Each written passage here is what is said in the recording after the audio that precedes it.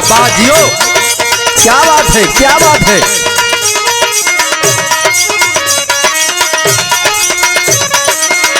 ओ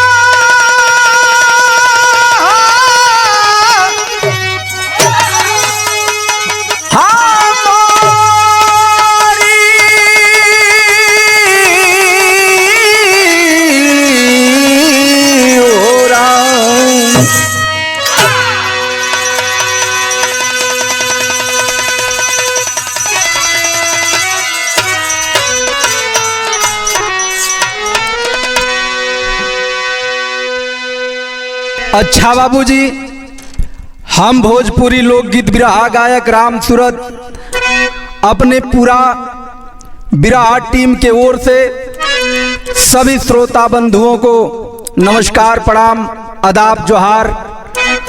भोजपुरिया कलाकार होकला के नाते बाबू रउआ सबके पांव छू के गोड़ लागता नहीं।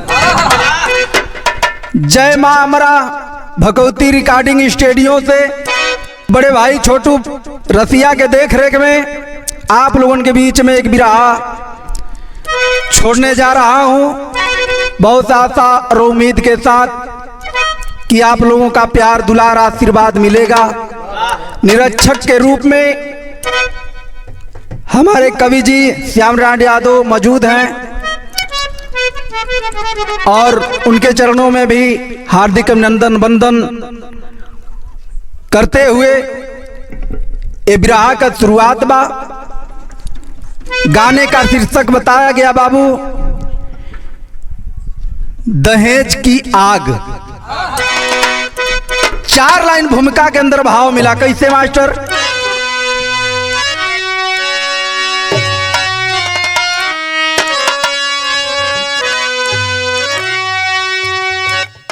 दिल को दिल से दुखाना नहीं चाहिए,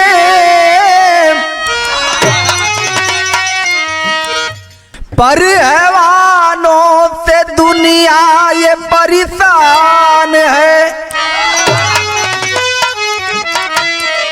बेटी बहनों का इज्जत तो करते सही, पर दुल्हन को जलाने का अरमान है। आज इंसान न्यायी नहीं रह गए, वो तो स्वार्थ के पीछे दीवाना हुआ।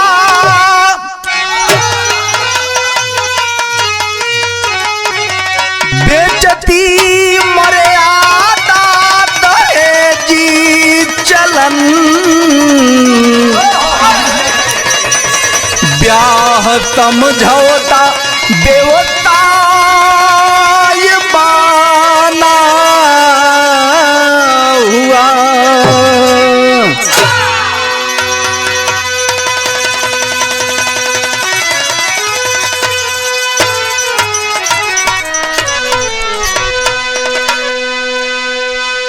ए बाबू, ये दुनिया में सबसे महान जीव मानो के मानल गलबा, लेकिन आज ये मानो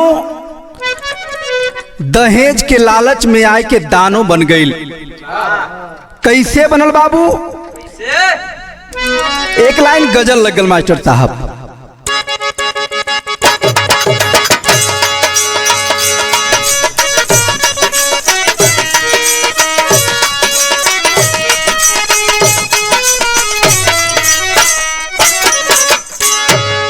बाबा ये गीत के लाइन बा,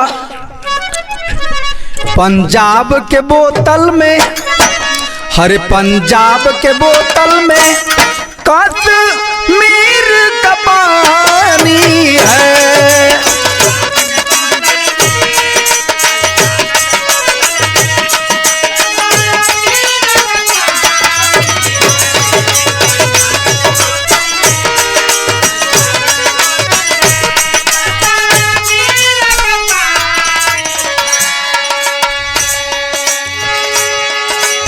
शराब के बोतल में कश्मीर की पानी है।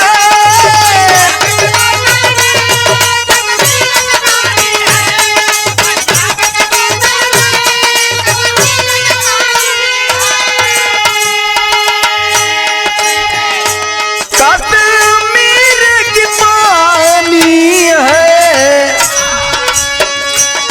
लखनऊ के नजाकत में, लखनऊ के नजाकत में बम्बे की रवानी है।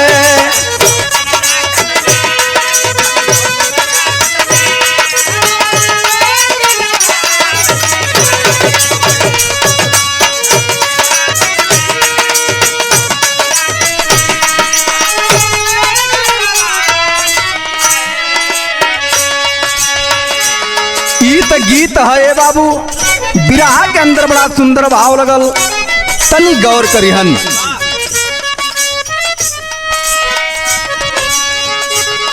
जीवन के कस्बे में,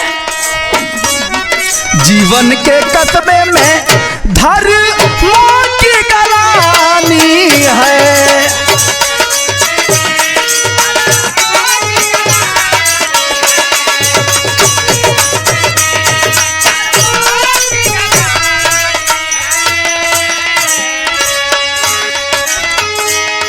जीवन के कस्बा में धर्मों की गलानी है।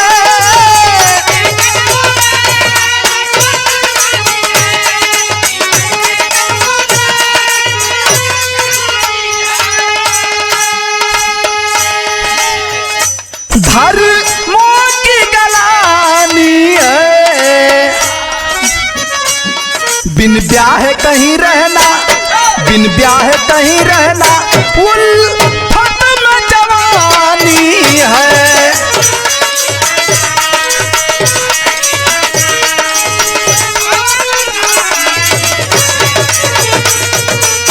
क्या बात है।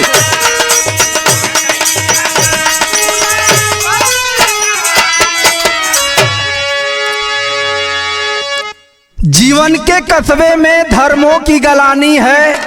बिन ब्याहे कहीं रहना उल्फत में जवानी है। ए बाबू, जेकर शादी ब्याह ना भल होई, उनके दिल पर हाथ रख के पूछे हैं कि कैसन महसूस होले। आज राजनीति में देख लिया जाओ कि राहुल गांधी भी अभी शादी ना कैले हुआ, लेकिन बराबर ये चिंता है कि एक बार सत्ता हाथ में आ जाए, एक बार सत्ता हाथ में आ जाई तब मन माफिक चीज मिले। आने की लड़का कोई पढ़त पढ़ाई में बढ़िया बा तो माई बाप सोचल कि होकर नौकरी लाग जाई तब शादी करो तो बढ़िया माल मिली। और एक नेता औरो बाड़ा, अटल बिहारी जी, पूरा उम्र बिता दिला भैया, शादी ना कैले हुआ, लेकिन पेपर पत्रिका द्वारा, मीडिया द्वारा संदेश आवेले कि वो पछतात हुआ कि शादी ना करके बड़ा भारी गलती कैली। तब भैया ओकर महसूस हुए करेला जेकर शादी ना भल, और जेकर शादी भल ओकर का होत बा, ई आप लोगन के बीच में कहानी जात बा। एक एक लाइन पर गौर करिहन। कहानी यहीं से शुरुआत है मास्टर साहब, आई नजम के लाइन में।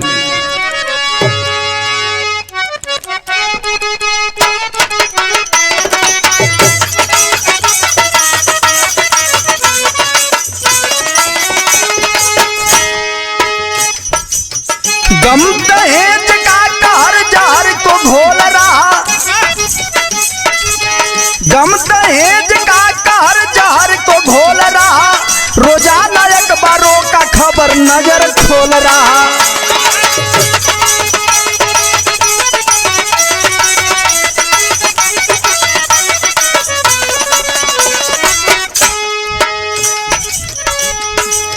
जहां पर देवी बन के गंगा जमुना धार बहे, जहां पर देवी बन के गंगा जमुना धार बहे, वहां दहेज पीछे मार काहे नार कहे।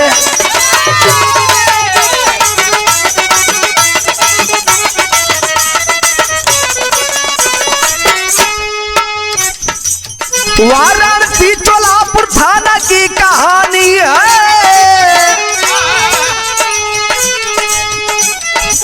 वाराणसी चोलापुर थाना की कहानी है।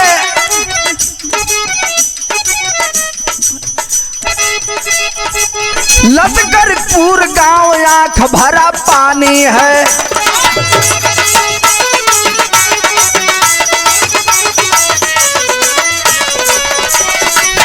वहीं के प्रेम बहादुर गिरी गम गिराए हैं।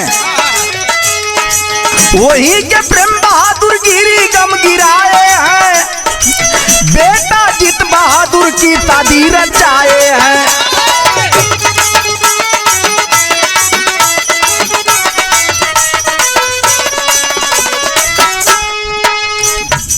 सरौली गांव करंडा थाना गाजीपुर मिला। मिले सूबेदार समधी घर का भरा प्यार मिला।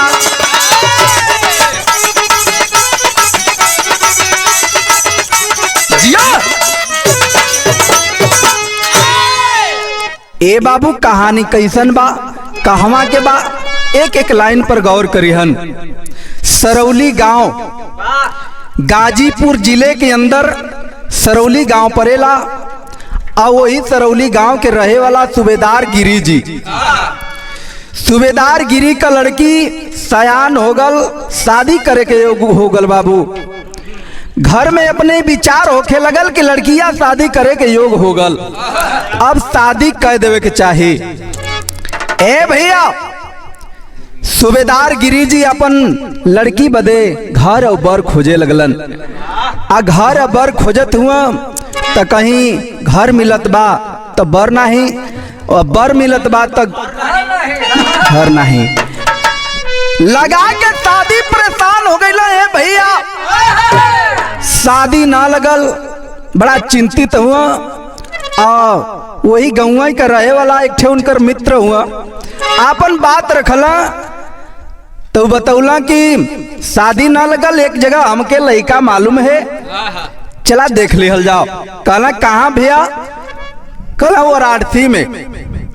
वाराणसी लश्करपुर गांव में एक लड़का है, चला देख लिहल जाओ। आ लड़का के देखे बदे दोनों चल देहलन।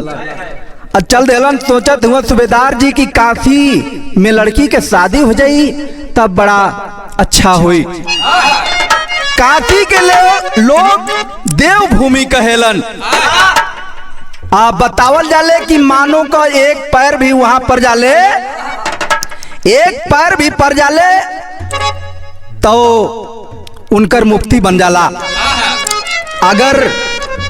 अगर लड़किया का शादी काशी में हो जाई तो कोई दिक्कत ओकर भाग खुल जाई। गैलन लश्करपुर गांव में। ए भैया सूबेदार जी जब गैला अपन बात रखला तो वहाँ प्रेम बहादुर गिरी जी उनकर रिश्तेदार मान के बहुत बढ़िया सेवा सभागन कैलन। और लड़का के भी देखौलन। लड़का पसंद आ गल, घर भी पसंद आ गल, व्यवहार भी पसंद आ गल। सूबेदार जी मन में सोचत हुआ कि बड़ा बढ़िया शिक्षित परिवार बा और लड़किया के शादी कर दे तो बड़ा अच्छा हुई। दोनों ओर से रिश्ता तय हो गई भैया। लड़का वाले भी लड़की को देख लिए और लड़की भी पसंद आ गई। और इधर प्रेम बहादुर गिरी जी बारात लेके पहुंच गईलन। बारात लेके सरौली गांव में सूबेदार जी के बाद पहुंचल हुआ। शादी ब्याह हो गल बड़ा खुशी खुशी से। अब बिहाने विदाई के समय बा। और जब विदाई के समय बा वो खुशी में एक ठे गम के बादल छा गई भैया। गम के बादल छा गई। दोहा में कहना बा मास्टर साहब,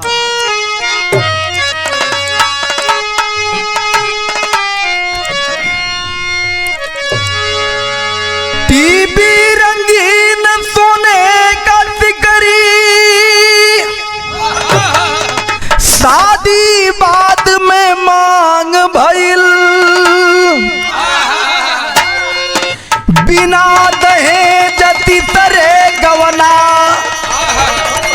मुनीता दुल्हन आ गई।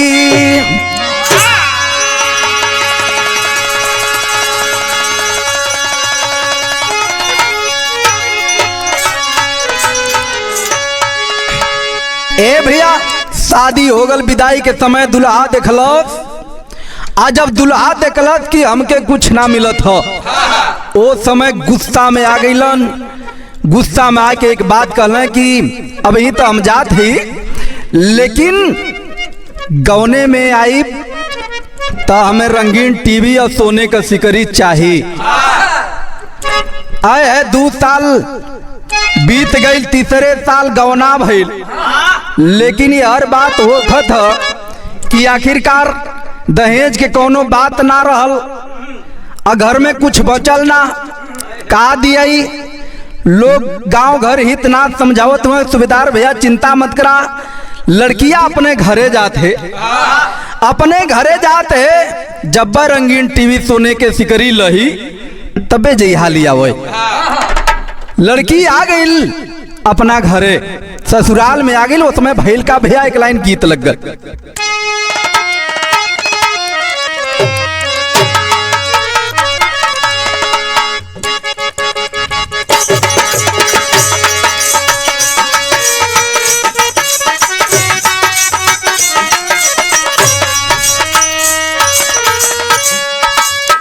आई है गीत के लाइन बा, हरे पान फूलाने वाता, पान फूलाने वाता पठवलिए मैया।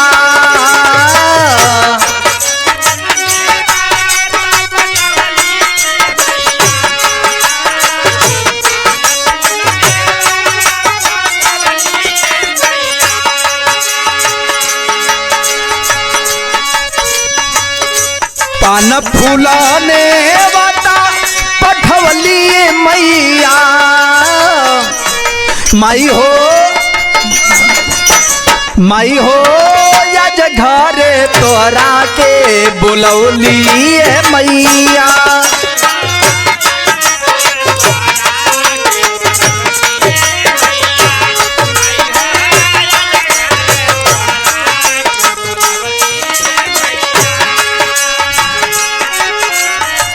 ए भैया ई तो गीत रहल, आइए बिरहा के अंदर बड़ा सुंदर भाव लगल, आ तनी गौर करिहन।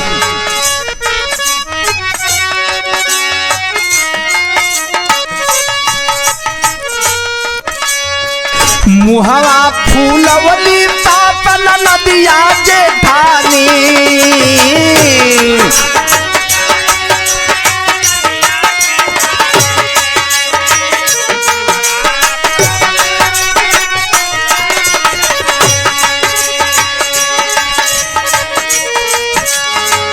मुहवा फूलवली तातन नदिया जेठानी। जानी हो, जानी हो, गवने के दुलही पे भरवावेली पानी। जानी हो, गवने के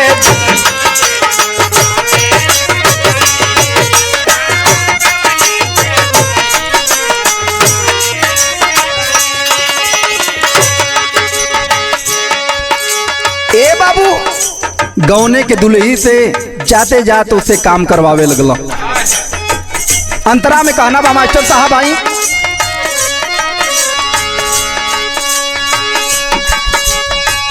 घरवा में भोजन करे बाहर लवानिया हो।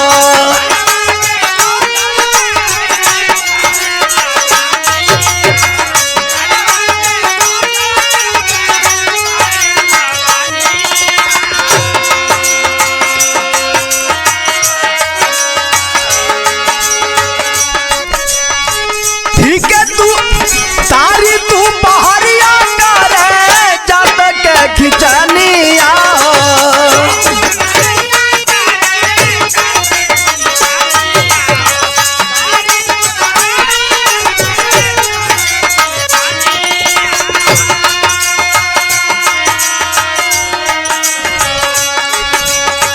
इतनो कैले पर मारा तना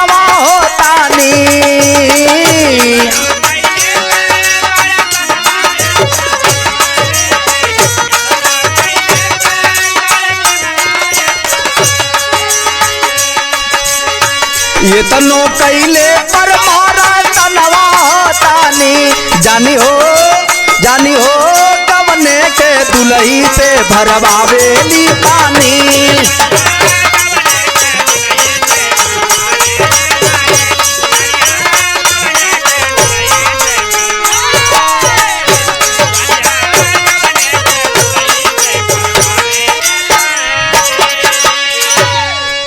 ए बाबू नया नया दुल्हन जाले तो सब लोग 6 महीना साल भर घरे से ना निकले देवेलन, लेकिन वो पूरा परिवार दुल्हन के ऊपर कफा बाड़ी, गुस्सा में बाड़ी, कोई प्रेम से बात ना करत बा। ए भैया कोई प्रेम से बात ना करत ह। आ दुल्हनिया के सब कोई शासन देव शुरू कर दिलत। आ जब शासन देव शुरू कर दिल दुल्हनिया मने मने अपने सोचत ह और रोवत ह। कहना बा मास्टर की एक गीत लग गल।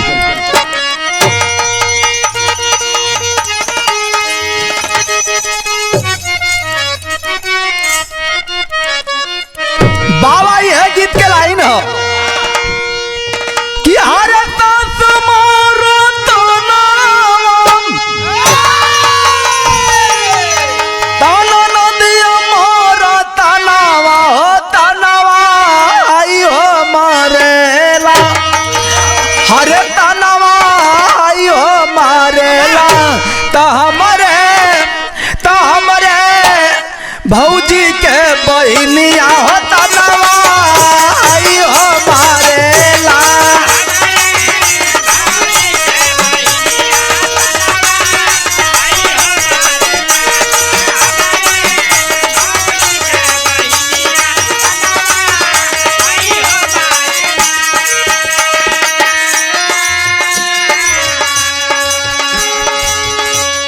ई त गीत है भैया, विराम बड़ा सुंदर भाव लगल, तनी गौर करिहन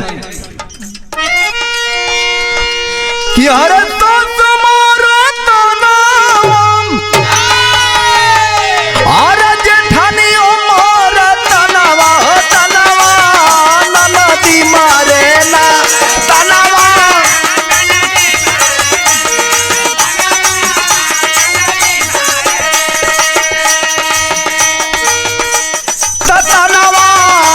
नदी मारे ना जकरे हर जकरे पेट बिन गावा नावा हो तनावा नदी मारे ना जकरे पेट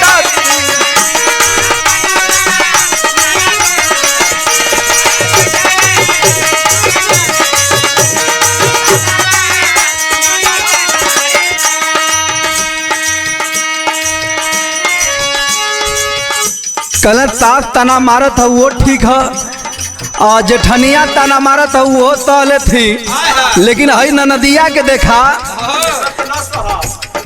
बिया ना भल गवना ना भल तब वो पेटे हईन हई हो हमके ताना मारत अपने दिन दशा के ना देखत हो। और लोग का कहत बा आई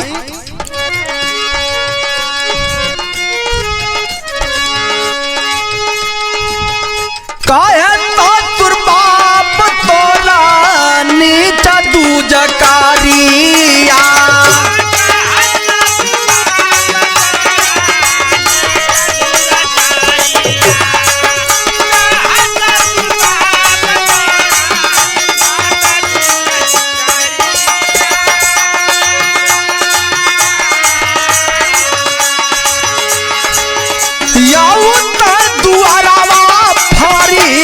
लेती गाल फारिया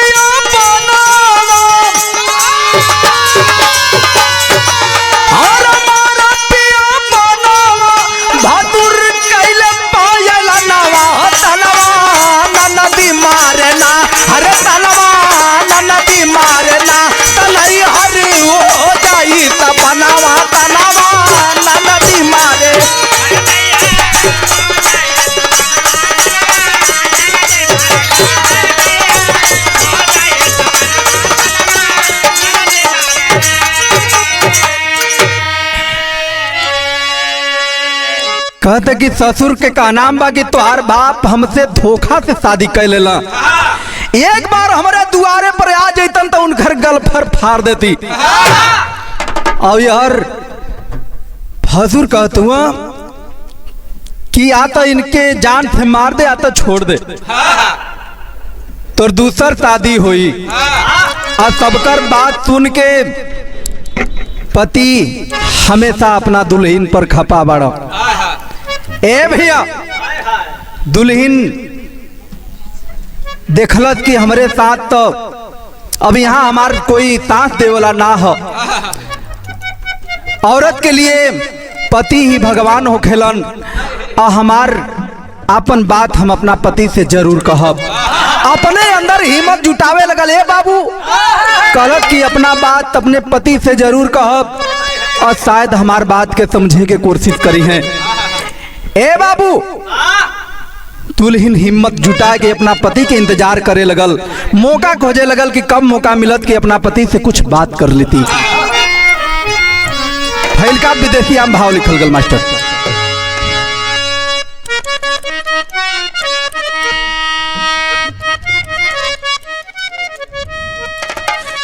कि अरे एक दिन सजनवा के ताई के चरनावा हो, फफकी फफकी रोवे लगी दुल्हनिया, ममता दुलारा धोई हमरे करनवा हो, बाबू मोरा धोई धोई पिएलन चारा नावा, सब कुछ मेटी दियाला मुहाओं से बोला तानी, हम क्या भागिन कैला अपने दुआरावा,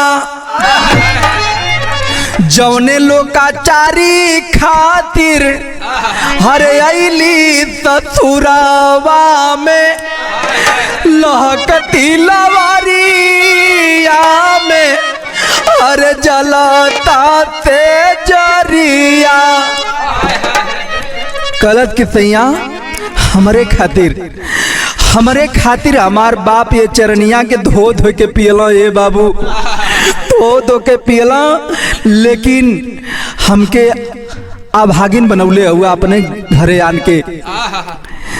जौने लोकाचारी खातिर दूसरे घर के बहन बेटी दूसरे के घर में जाली, अपना ससुराल में पराए घर में जाली, लेकिन आज तक वो सुख हमके ना मिलल।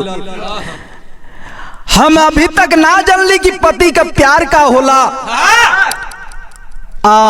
सेज का सिंगार का होला। आज तक हमार सेज अभी लहकती लवर में जलत तैया, कैसे हम जियत है। आप हमसे केवल प्रेम से दो बात बोल दी हैं तो हमार जिए के सहारा मिल जाए। खाली इतने मन में चाहत बा। ए बाबू जब इतना बतिया वो जीत बहादुर उसका पति सुनता है, वो समय गुस्सा में लाल हो गया। वो नीच पापी को दया नहीं आया। ये बाबू एक बात कहलत, का गलत बाबू? परलोभित लोहू उबल परा। अरे परलोभित लोहू उबल परा, क्रोध में पापी बोला है। नीच कमीना की बेटी अंगार नहीं तू सोला है।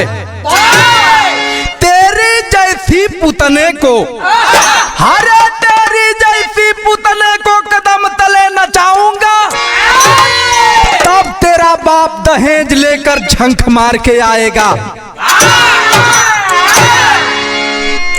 कहलत कि जब तक तोहार बाप दहेज ना पहुंचे हैं तब तक तोहके ससुरे का सुख नसीब ना हुई।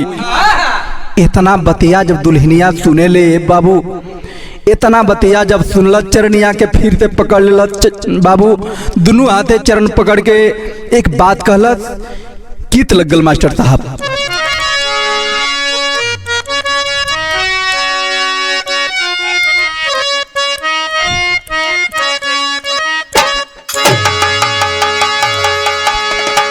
बीतल कदसिया और बीतल तू दतिया तेरतिया के ना अरे तेरतिया के तैया मांगेला न कवनावा तेरतिया के ना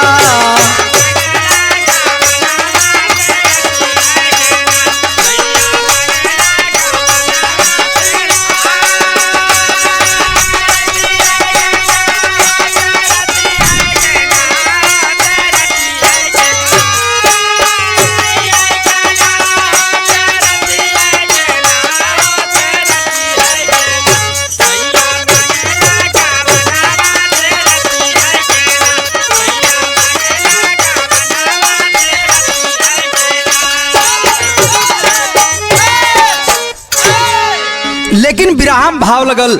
एक एक लाइन पर गौर करिए ने बाबू। दुल्हन चरनिया के पकड़ के एक बात कहलत, अरे बना जानी कतैया पिया, अरे बना जानी कतैया पिया देत बा दोहैया रोई गैया होना, अरे रोई गैया होना त कवनो घटावा के होई कोई नैया होना।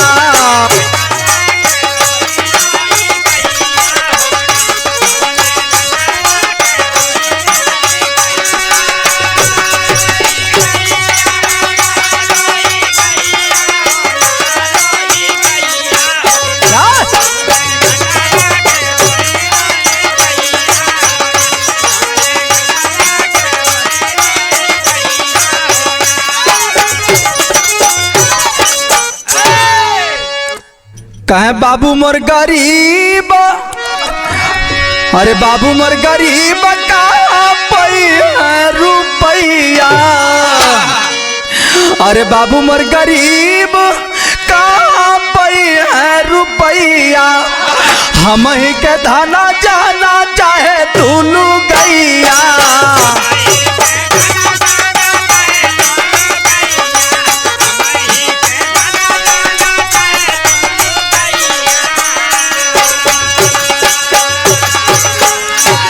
अरे जानी दातू ताताना नदी बाबा हम के रैया होना, तबल की करी देता हमारो बिदैया होना।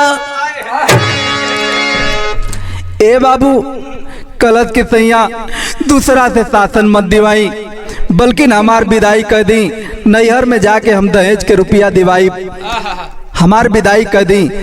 लेकिन एक लाइन और कहलत, का गलत बाबू, अरे पति भगवान आप भागिन के सैया, चाहे अपने हाथ सैया टैया, तोड़ी दिया नाता अपने बिटिया से बाबू मोरी मैया होना, तो तोड़ी है खबर आके, तोड़ी है खबर आके पाई भौजी भैया होना। ए बाबू दुल्हन रो रो के विलाप करके ये बात के कहलस कि सैया हमरा के शासन मत दी, जब मारे के भी आपके बात अपना हाथ से हमके मारी, दूसरा के मारे बदे ना कहीं। इतना बतिया जब कहलत ए बाबू, पूरा परिवार घर से अपने अपने देहारी से लगल देखे, ये सब कहत बा कि एकर तो मुंह भी चालू हो गल। आए है वो समय बाबू जीत बहादुर उनकर पति झटका से मरला, लात से मरला और दुल्हन गिर पड़ल। और जब गिर पड़ल है भैया तो ओकरे अंदर गुस्सा आ गई, आक्रोश में हो गई। आक्रोश में हो के एक बात गलत टेरी में भाव लिखल गल।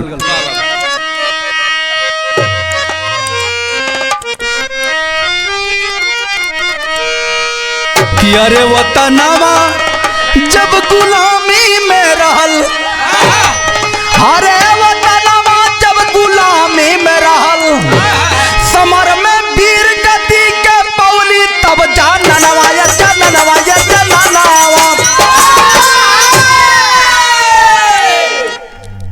कहलत के सैयाम नारी को तनिको इज्जत ना करत हुआ। एक बात सुना, गरसैया 16 आप तो, अरे गरसैया 16 आप तो मैं रणचंडी से कम नहीं। जो सच में नारी कर देती है पुरुषों में है वो दम नहीं। कहलत कि सैया यह नारी काली है, यह नारी दुर्गा है, और यह नारी माता है, यह नारी है, और यह आदि शक्ति भी है। एक चुटकी सिंदूर के गुलाम बनल बाड़ी, अब यही से सम्मान करता नहीं तो ये नारी का ताकत आज भी इतिहास में कायम बा। कौने समय देश के आजादी के लड़ाई में बहुत से नारियों ने अपना अपना कुर्बानी दिया है। इतिहास आज साक्षी है। आज वो नारी के कदर ना करत हुआ। इतना बतिया जब बोलत हे बाबू वो समय, और वो पापी गुस्सा में आंख लाल लाल कर दिया। का कहलत एक लाइन गीत लगल मास्टर साहब।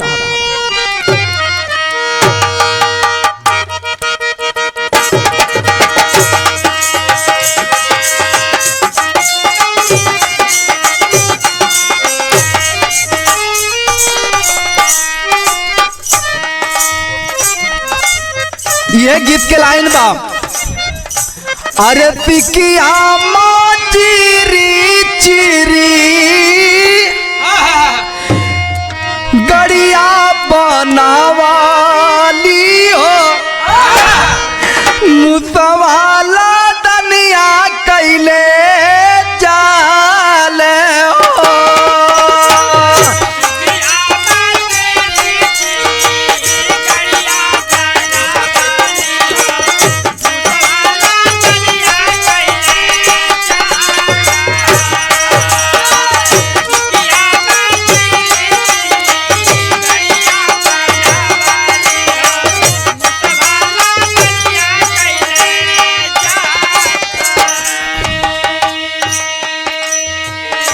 गीत बाबू विराम बड़ा सुंदर भाव लगल। दुल्हन मुनीता से उनकर पति जीत बहादुर कहत का हुआ, अरे जब लेना दी है तोहार बाबू तहे जावा हो, जब लेना दी है तोहार बाबू तहे जावा हो, नैया ना खई है भगवान।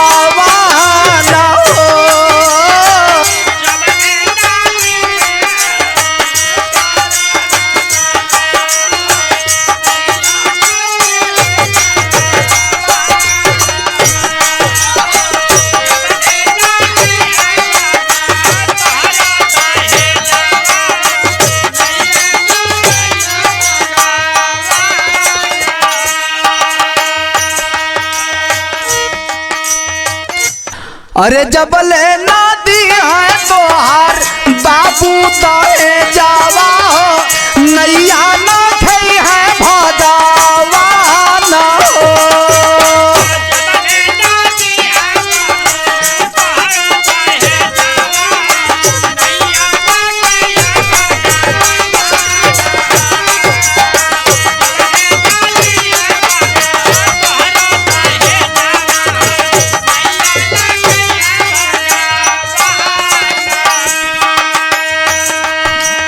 ससुरा के सुख नहीं तोहरे लीला रावा में, ससुरा के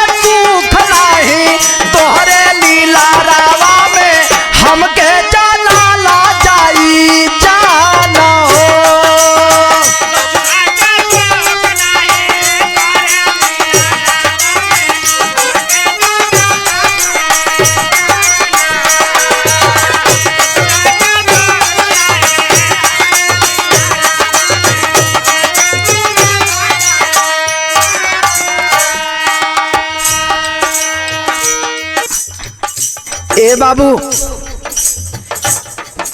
कहलत कि ससुरे के सुख लागत तोहरे लीलार में ना लिखल। अब इतना बोलत है कि लागत कि तोहार जान चाहिए,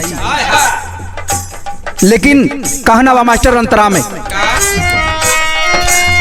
ये तना बचनिया जबा तूनी दुलहिनिया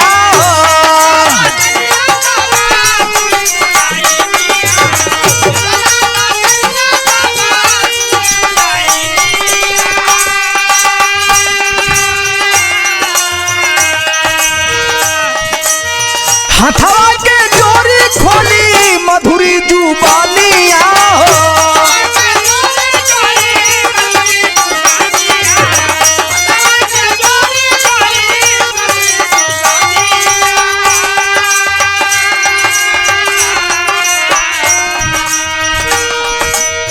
जदि मोरी मौत सैया आई है तो मनावा हो, जदि मोरी मौत सैया आई है तो मनावा हो, हथवे मुँह हाथारा कार हो।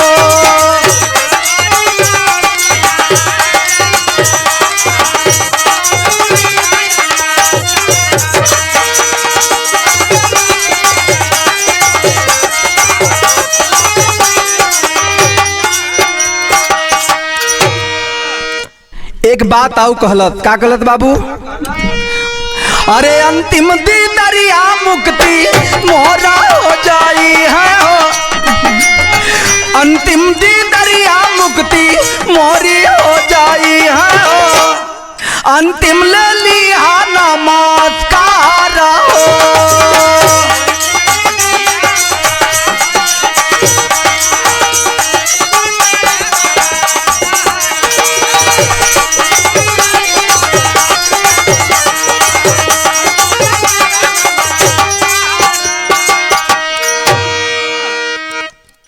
ए बाबू दुल्हन रो रो के ये बात कहलत कि तैया अगर मारे की बेबा तो अपने हाथ से मरिहा। औरत के लिए पति भगवान हो खेलन, आ अपने हाथ से अगर हमके मार देबा तो हमार मुक्ति बन जाई। ए बाबू इतना बतिया जब सुनले हो पूरा परिवार के लोग संकेत करे लगलन, आ पूरा परिवार के संकेत पौला तो जीत बहादुर कैला का बाबू पहपट में भाव लिखल गल।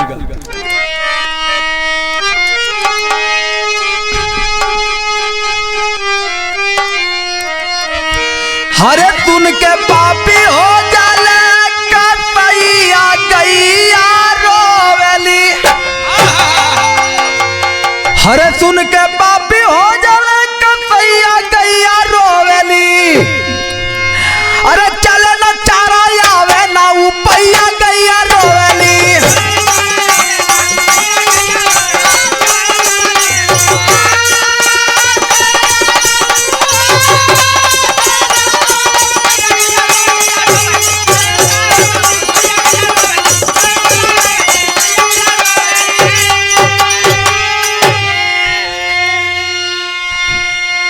अरे नहीं हर छूटल कटल सत में, अरे लगभग साल का दिनवा हो, तब्बो नहीं मिलल है जवान, हर बिगड़ल पाई मनवा हो, हर एक दिन दिन में तो मिली नटैया गैया रोवेली, हर एक दिन दिन में तो मिली नटैया गैया रोवेली, अरे चले न चारा आवे ना उपैया गैया रोवेली।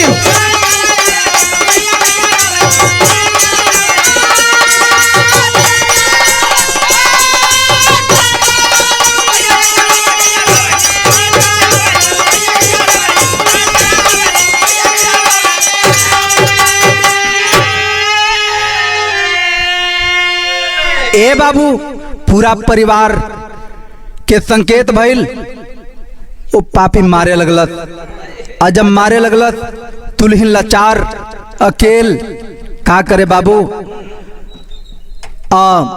पूरा परिवार ओकरा साथे का करे तारण बाबू? अल्लाह प्रमाण मिलल।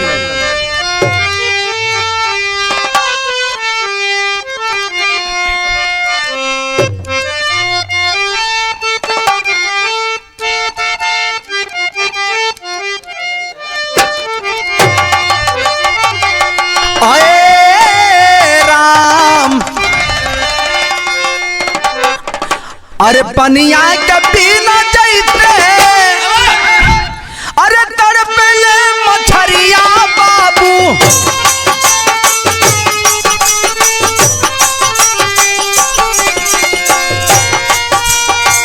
दहेजवा के बिना बेटी तड़पाए ससुरा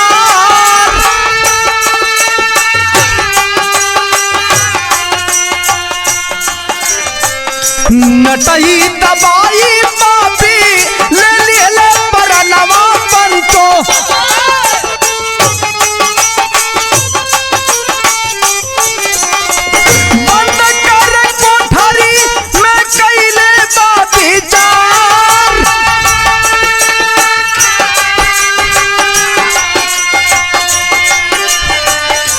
पथरा के पान कही काला चाल बोरवा बाबू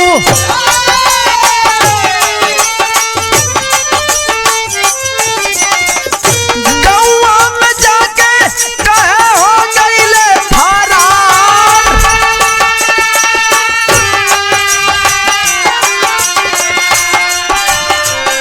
बारह बजे रात जाला बोर के पलनवा रहले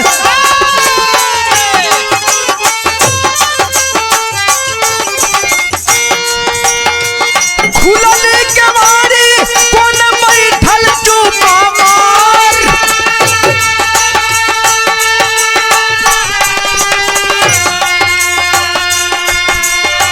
असंभव में संभव भइले भूत भूत कैले बाबू गौवा के लोग सुनी लो जाले गोहार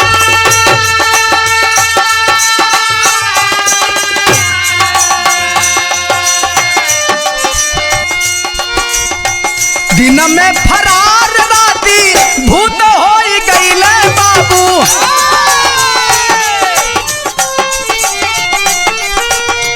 अरे दिहाली बयान दुखित भइले परिवार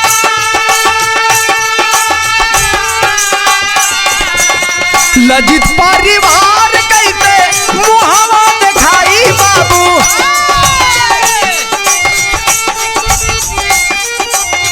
लजिया में पापी दिया जियते हो जला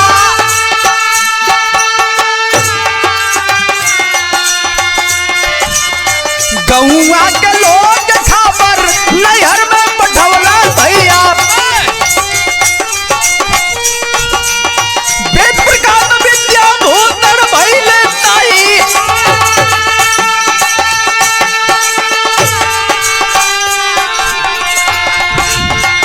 बाईस सितंबर के घटली घटनवा बाबू मोटवा पर दोनों भाई आइले घबरा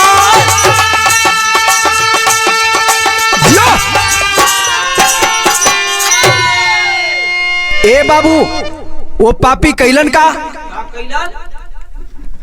कि दिन में घटना कह देला नटई दबा के मार देला ए बाबू और कोठरी में बंद कई के अपन आपस में विचार करत हुआ कि आखिरकार के कहाँ रिया तल जाओ वही में कितना लोग सलाह देलन कि पत्थर बांध के कुआं में जल बोर दे दा जल में डाल दा गांव में हल्ला कह देलन कि फलाने के बहू भाग गईली गांव में ये चर्चा होखत बा कि फलाने के बहू भाग गईली 12 बजे रात जलबोर के प्लान बा ये पंचो 12 बजे रात में जब रसरी अब पटिया लहा के लोग कुआं पर धैलस आ एकरा बाद 12 बजे रात में जाके जब केवाड़ी खोलना तो दुल्हनिया चुप मार के कोना में बैठल है।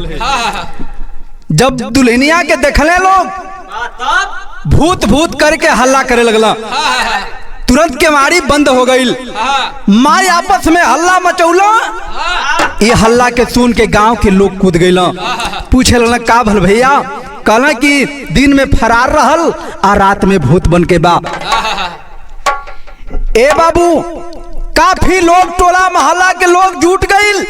आज जुटला के बाद जाए के केवाड़ी जब खुलला हो एक महिला जाए के केवाड़ी के खुल्ली आ गईली और हाथ पकड़ के बहरे ले अली।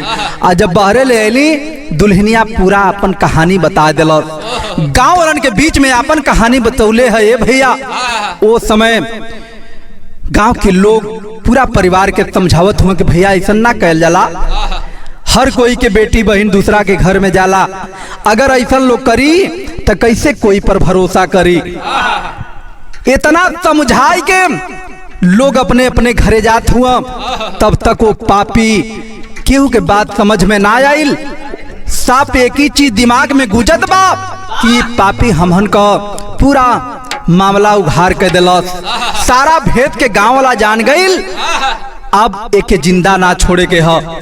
जैसे गांव वाले अपने अपने घरे गईला ये बाबू, वही समय मट्टी के तेल छिड़क करके जिंदे आग लगा दिए।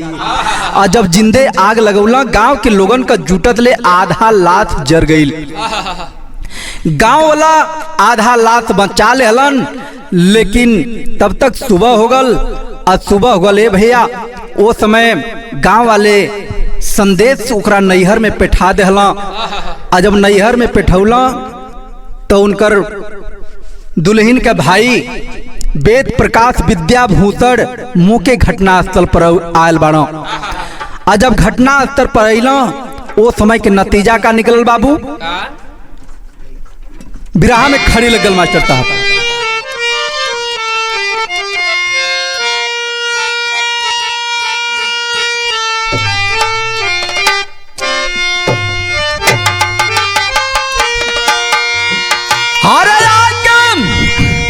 हरे आके देखा बहिन जल बनल बालतिया,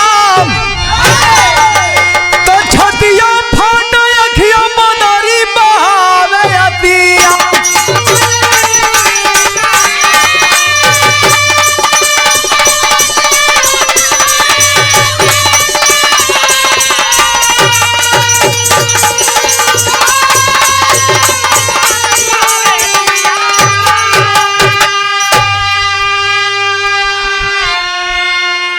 हाई हो मुनीता बहिन गईलू बितरा के, इतना शासन सहलू लेकिन कहलू न आके।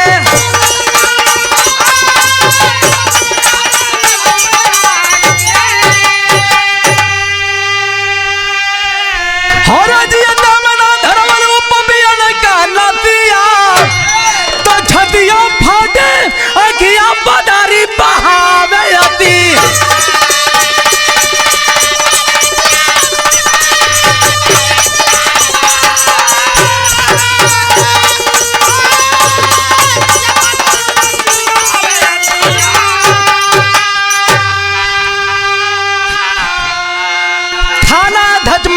मंजू यादव हरे लफिया उठवला, हरे बबियन के जेल पीटी पीटी के पठावला।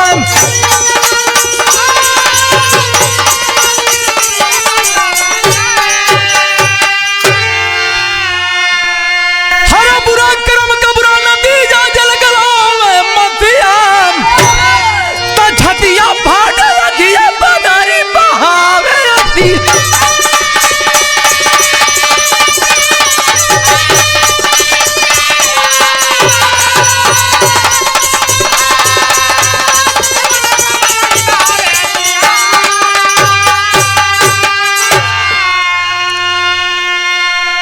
ए बाबू, दोनों भाई जब घटना स्थल पर अइला, अपने बहन के लाश जब देखला ए बाबू, वो लथिया पर गिर के रोवे लगला।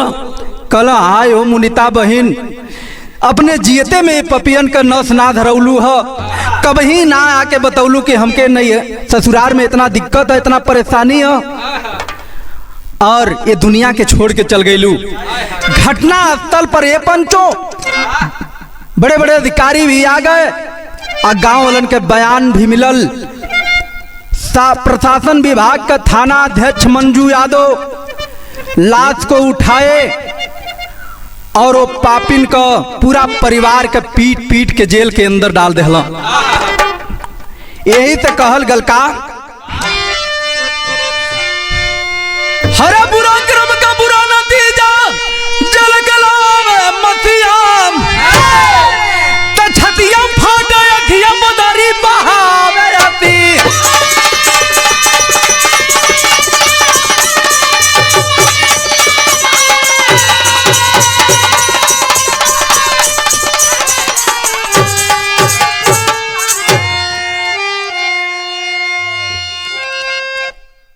आज दहेज के लालची लोग इतना घिनौना हरकत पे उतरा है बाबू। शादी संबंध जैसे पवित्र रिश्ता के भी व्यवसाय बना लेला। आखिरी लाइन में बिरहा के यहीं पर समाप्ति बा। आखिरी लाइन में कहना मास्टर, हर गुरु बिहारी गुरु गणेश चंद्र का गीत सितार।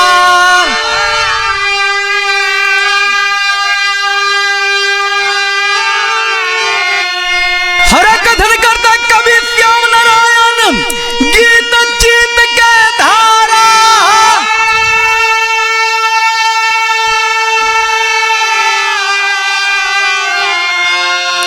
हरे वतनवा जब गुलामी में रहल, हरे वतनवा जब गुलामी में रहल,